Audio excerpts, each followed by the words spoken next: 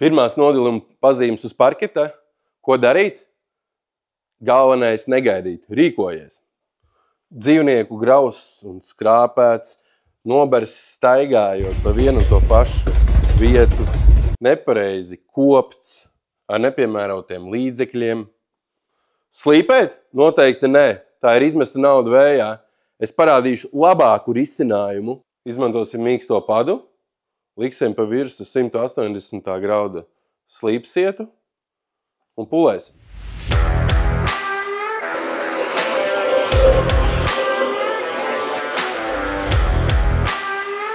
Mēs vienkārši nopulējam virsējo lakas kārtu un nolakojam.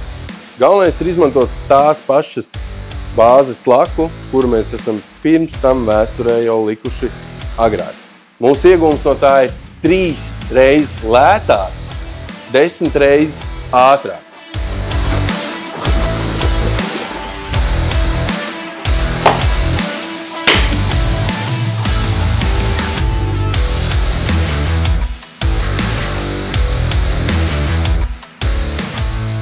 Ja tu jau zini, ka tev ir šāda situācija mājās, spied uz pogas zem video.